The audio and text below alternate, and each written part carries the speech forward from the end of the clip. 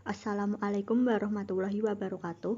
Kami dari kelompok 2 yang beranggotakan saya sendiri, Lisa Oktaviani, NIM 41, Suwarsi, NIM 43, Siska Maharani, NIM 49, Fisilmi Kafah, NIM 60, Pangesti Zulaiha, NIM 61, dan Ayu Faradilah, NIM 62. Kami akan mempresentasikan materi replikasi DNA. Sebelum kita masuk ke materi replikasi DNA, kita harus mengetahui terlebih dahulu struktur DNA. DNA, deoksiribonukleik acid, adalah penyusun gen pada kromosom di dalam inti sel atau nukleus. Namun, DNA dapat ditemukan pula di dalam mitokondria, sentriol, kloroplas, dan plastida. Struktur double helix DNA dapat diilustrasikan sebagai tangga tali yang terpilin. Ikatan gula dengan fosfat diilustrasikan sebagai tulang belakang atau backbone, gula fosfat atau ibu tangga. Sementara itu, basa nitrogen pada suatu nukleotida membentuk ikatan hidrogen. Ikatan basa nitrogen, purin, dan pirimidin diilustrasikan sebagai anak tangga. Pasangan tetap basa nitrogen, purin, dan pirimidin yaitu guanin dengan sitosinin, adenin dengan timin. Sel di tubuh kita terus membelah, lalu bagaimana sel baru mendapatkan materi genetik, yaitu dengan replikasi DNA. Replikasi DNA adalah proses penggandaan DNA untuk memperbanyak diri yang terjadi pada fase sintesis saat interfase menjelang sel akan membelah. Tujuannya agar sel anakan hasil pembelahan mengandung DNA yang identik dengan DNA sel induknya. Kesalahan dalam replikasi DNA dapat mengakibatkan perubahan pada sifat sel-sel anakan. Kemudian model replikasi DNA akan dipresentasikan oleh teman saya. Terima kasih. Saya akan melanjutkan presentasi dari teman saya. Nah, tadi model replikasi DNA itu ada 3. Yang pertama, model konservatif. Yang kedua, model semi konservatif. Yang ketiga, model dispersif.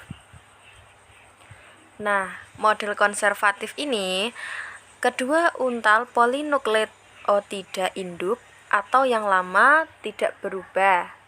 Yang kedua, model semi konservatif. Model semi konservatif ini kedua untai polinukleotida berpisah. Jadi dia tidak bersatu ya, tapi berpisah. Tidak gandeng. Yang ketiga, model dispersif. Model dispersif ini beberapa bagian kedua untai polinukleotida lama tersebar. Nah, ini untuk gambar yang pertama adalah 3 model replikasi DNA. Yang satu gambar konservatif, yang 2 gambar semi konservatif, dan yang 3 gambar dispersif. Seperti pada penjelasannya tadi ya, yang gambar pertama itu konservatif. Jadi kedua untal polinukleotida tidak berubah, yang induk lama tidak berubah. Nah, seperti ini. Yang kedua semi konservatif dan 3 dispersif. Baik, akan dilanjutkan oleh teman saya. Assalamualaikum warahmatullahi wabarakatuh. Saya Suwarsi NIM 043 akan melanjutkan presentasi dari teman saya.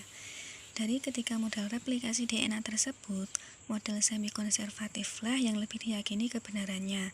Hal ini telah dibuktikan oleh Matty Meselson dan Franklin Stahl dengan percobaan pembiakan bakteri Escherichia coli sehingga beberapa generasi dalam medium yang mengandung isotop nitrogen berat 15 nitrogen, kemudian memindahkannya ke dalam medium isotop nitrogen ringan 14N. Dari hasil ekstraksi DNA bakteri yang disentrifugasi selama 20 menit, diperot DNA hibrid 15 nitrogen dikurangi 14 nitrogen. Hal ini mematahkan teori konservatif. Selanjutnya, sampel DNA disentrifugasi lagi untuk kedua kalinya. Ternyata menghasilkan DNA ringan dan DNA hibrid. Hal ini mematahkan teori dispersil dan mendukung teori semi-konservatif.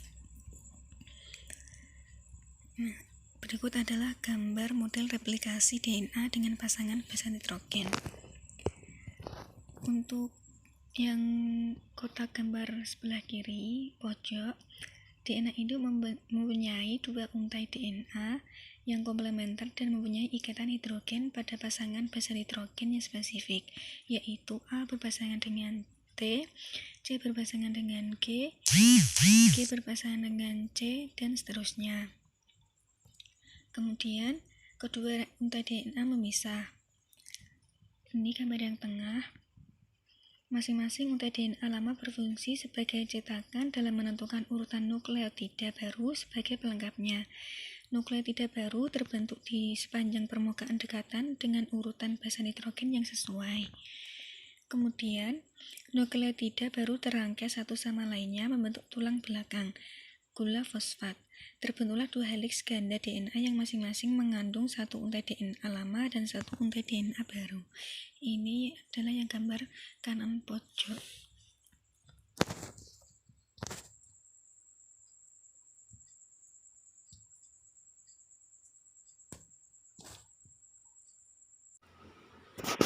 Untuk selanjutnya yaitu mekanisme replikasi DNA.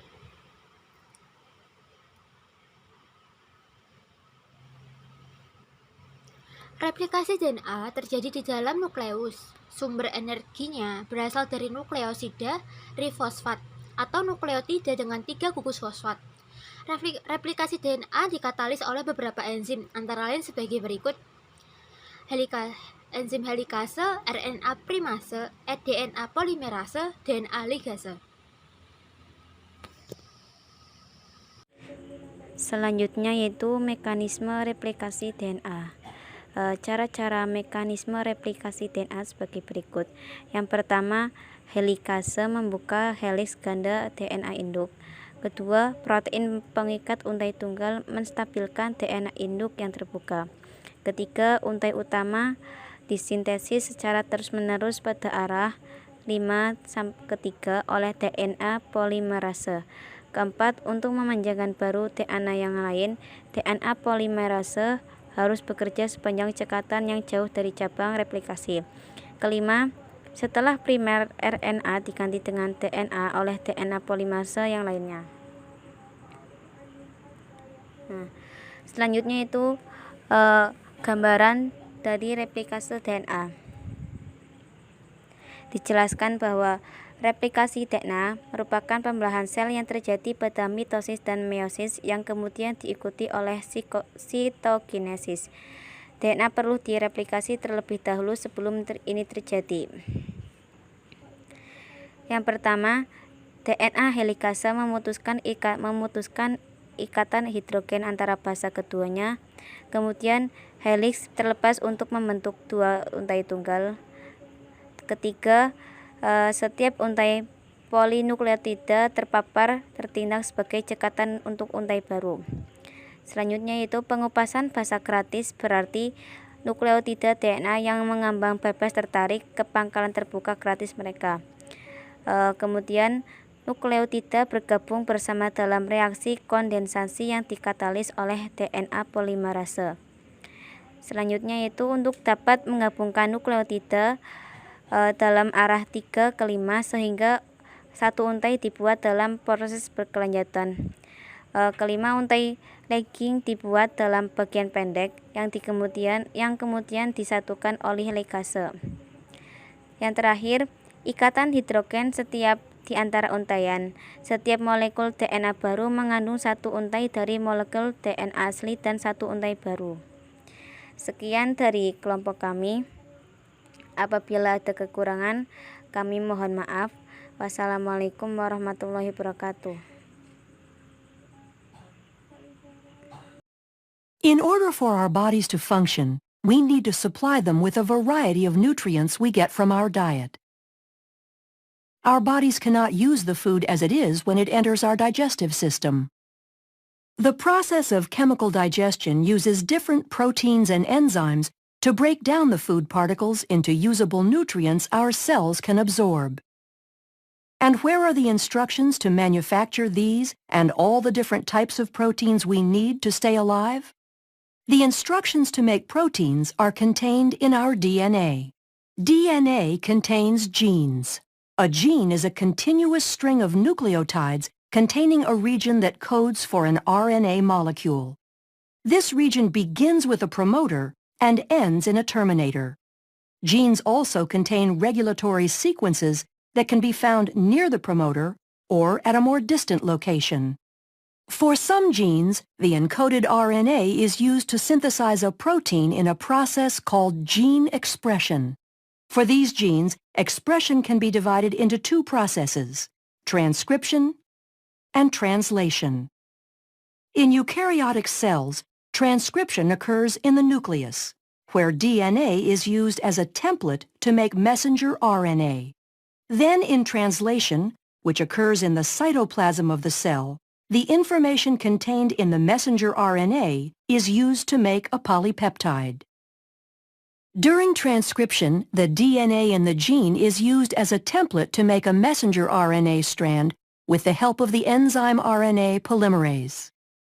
This process occurs in three stages: initiation, elongation, and termination. During initiation, the promoter region of the gene functions as a recognition site for RNA polymerase to bind. This is where the majority of gene expression is controlled, by either permitting or blocking access to this site by the RNA polymerase. Binding causes the DNA double helix to unwind and open. Then during elongation, the RNA polymerase slides along the template DNA strand. As the complementary bases pair up, the RNA polymerase links nucleotides to the 3' end of the growing RNA molecule. Once the RNA polymerase reaches the terminator portion of the gene, the messenger RNA transcript is complete, and the RNA polymerase, the DNA strand, and the messenger RNA transcript dissociate from each other. The strand of messenger RNA that is made during transcription includes regions called exons that code for a protein, and non-coding sections called introns. In order for the messenger RNA to be used in translation, the non-coding introns need to be removed, and modifications such as a 5' cap and a 3' poly A tail are added. This process is called intron splicing and is performed by a complex made up of proteins and RNA called a spliciosome. This complex removes the intron segments and joins the adjacent exons to produce a mature messenger RNA strand that can leave the nucleus through a nuclear pore and enter the cytoplasm to begin translation. How is the information in the mature messenger RNA strand translated into a protein? The nitrogenous bases are grouped into 3 letter codes called codons. The genetic code includes 64 codons. Most codons code for specific amino acids. There are 4 special codons, 1 that codes for start and 3 that code for stop. Translation begins with the messenger RNA strand binding to the small ribosomal subunit upstream of the start codon.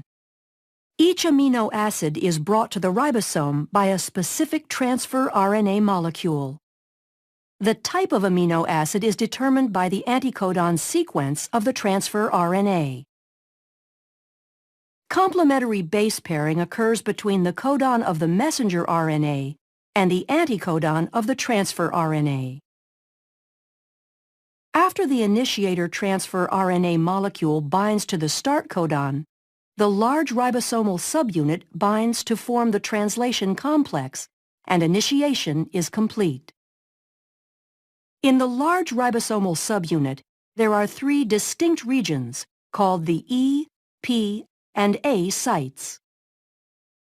During elongation, individual amino acids are brought to the messenger RNA strand by a transfer RNA molecule through complementary base pairing of the codons and anticodons.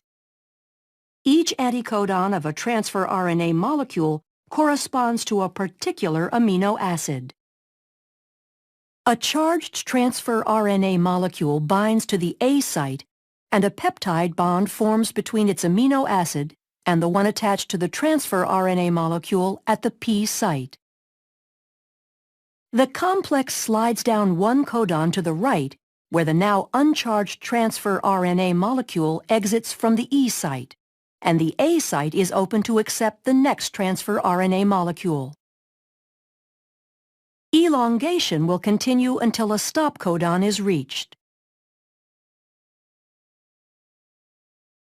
A release factor binds to the A site at a stop codon, and the polypeptide is released from the transfer RNA in the P site. The entire complex dissociates and can reassemble to begin the process again at initiation. The purpose of translation is to produce polypeptides quickly and accurately. After dissociation, the polypeptide may need to be modified before it is ready to function. Modifications take place in different organelles for different proteins. In order for a digestive enzyme to be secreted into the stomach or intestines, the polypeptide is translated into the endoplasmic reticulum, modified as it passes through the Golgi, then secreted using a vesicle through the plasma membrane of the cell into the lumen of the digestive tract. Proteins are needed for most physiological functions of the body to occur properly, such as breaking down food particles in digestion, and the processes of transcription and translation make the production of proteins possible.